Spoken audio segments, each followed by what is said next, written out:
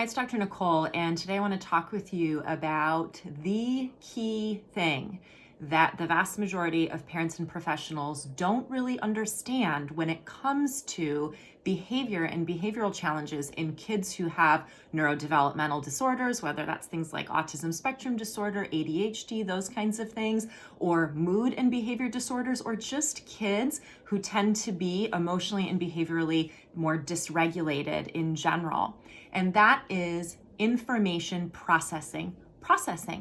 Now, that might not sound like a really unique or stellar or interesting thing to learn about or understand, but it is really at the heart of the challenges that these kids face and gets to the root of what we need to be doing from a supports and a strategy standpoint. So I want to spend just a few minutes with you today explaining the basic premise of processing and how it's impacting these kids, and then if you find that interesting and helpful, we can get into more videos with strategies. So I want to start by having us think about the brain and the connections in the brain. The brain is supposed to be this amazing superhighway of connections within and between all the different parts of the brain.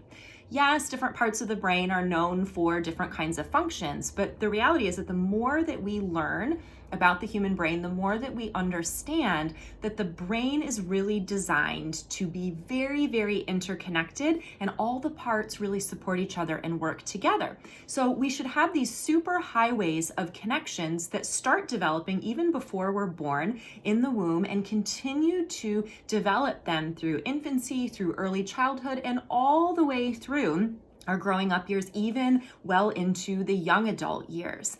And these connections that are formed allow us to make sense of everything that happens around us, within us, make sense of the world and respond to it appropriately. So obviously, young kids don't have as many of those connections yet. They're building and growing those connections as they go over time. So young kids have less of a superhighway of connections, and kids and people who have brain-based disorders like autism spectrum disorders, ADHD, lots of those types of conditions and issues, they also have difficulty with forming those superhighways of connections. And we can see that actually on brain imaging studies. We can see that there are more connections in certain parts of the brain for people with these challenges, less connections in others. Overall, we have less of the superhighway of connections than we would expect to see. And that really impacts how people are able to make sense of their world. I think of it as the brain should be wired up like this superhighway where it is quick and easy for information to get from point A to point B. And some kids, because of genetic challenges, because of medical issues, because of early trauma, because of nutritional-based issues, all kinds of things can come up that impact the development of those superhighways of connections. And so they may have what we could think of as more country roads when it comes to the connections between and within different parts of the brain. You can still get from point A to point B, but it's going to take longer. It's going to be less efficient, and there's the more opportunity for information to get lost along the way. So that may be a helpful visual for you to keep in mind in terms of how information that comes into the brain is getting from one place to another. Do we have a superhighway for the information to come in and get to where it needs to go, or are we dealing more with country kinds of roads? So let's talk about what it means to processing information. Sensory processing is a word that gets thrown around a lot, but that's just one type of information processing. Processing really is a three-part situation. Information comes in to the brain. The brain then needs to make sense of it or make meaning of it so that we can do something with it. That's the essence of processing. So when we talk about sensory processing, we're talking about sensory information coming into the brain. So sounds and visual sights and textures and those kinds of things, that information comes in. The brain needs to make sense of it so that it can respond appropriately. But we are constantly bombarded by thousands and thousands of pieces of information every moment. Information not only from our senses, language information, relational information, emotional information. All of these pieces of information are coming into the brain, and the brain needs to be able to very quickly and efficiently and accurately make sense of it so that we can respond appropriately. Simple example would be if a fire alarm went off in here right now, that information would come into my brain, the sound, the lights, the context, maybe seeing people running, all of that information would come into my brain. My brain would need to quickly and accurately make sense of it. Oh, there's a problem here, there's an emergency, so that I could do something appropriate with the information, leave the room, get out of the building. It's a very simple example, but it's important to understand that our brains are processing little packets of information constantly. So the more information that's coming in, the more we need to be able to manage. And ideally, as kids grow and develop and get older, they develop what I think of as this broadband processing ability, the ability to take in lots and lots and lots of pieces of information simultaneously, quickly, efficiently, effectively make sense of it so that they can act on it. If you think about broadband internet compared to dial-up internet, if you're as old as I am or older, you remember what dial-up internet was, right? It was great, we could get online, but it was slow, it was inefficient, it cut out all the time, you could only maybe have one thing on your computer open at a time.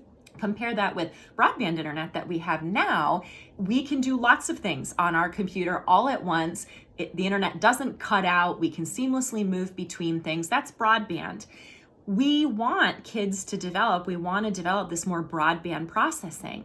The problem is that for many kids, again, whether it's because of a specific condition that they have or trauma or any number of things that can happen that can cause processing to not develop in that broadband way, and they have the equivalent of more of a dial-up kind of brain. So the information is coming in, but they're only able to make sense of some of it at a time.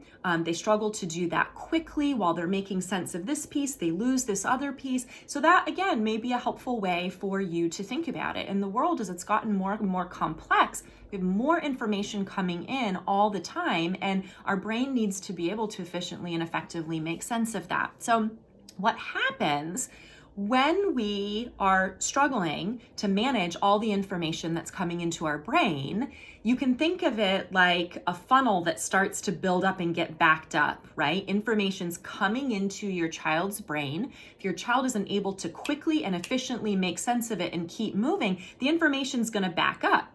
So while your child's making sense of this first thing that came in, now this other information is backing up. The funnel is getting full, it's getting clogged, it's overflowing.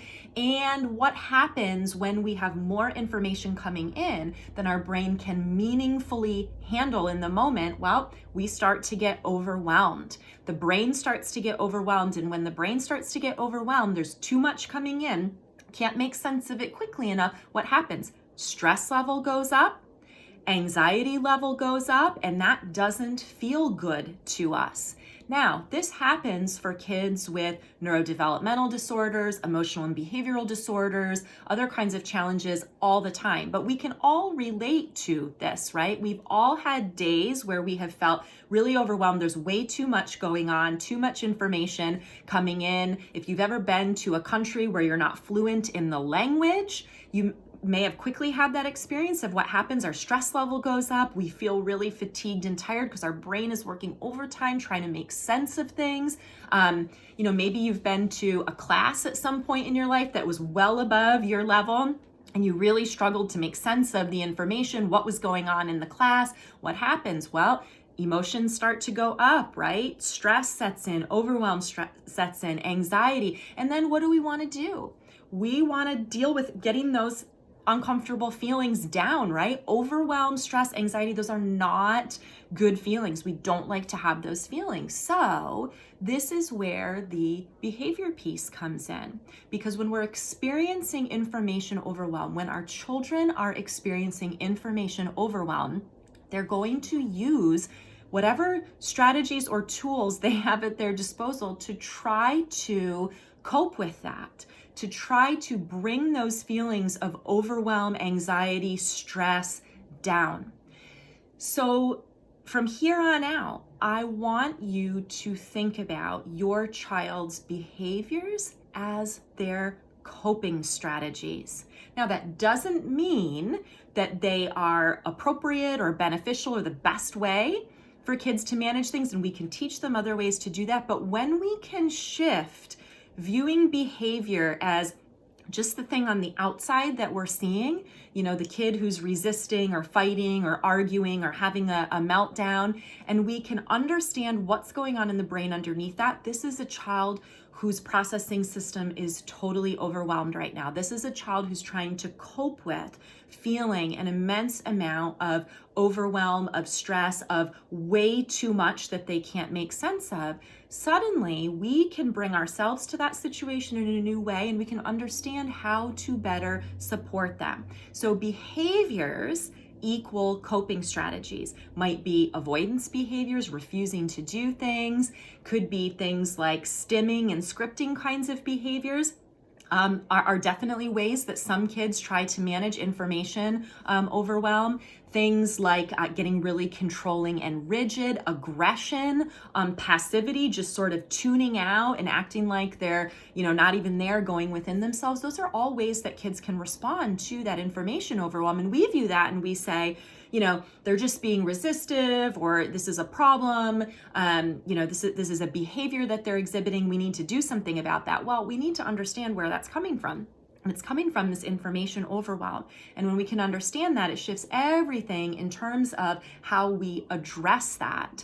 And what we really need to focus on then is, number one, slowing the flow of information. So slow the flow of information. Number two, strengthening connections. Those are the two areas that as parents and professionals and adults, we can intervene in to support kids having these processing breakdowns and then in these behaviors, is to use techniques and tools that slow the flow of that information, and then use techniques and tools that strengthen connections in the brain. I have all kinds of things that I can teach you about that and say about that.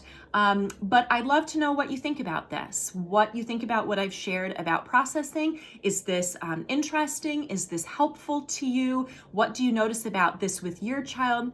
Please share your questions, your comments, your observations in the comment section. I'd love to hear what you're thinking about, the connections that you're making with this, what questions you have, because that will help me know where to go next in terms of sharing more with you. So I look forward to engaging with you below, and I'll be back with another video soon.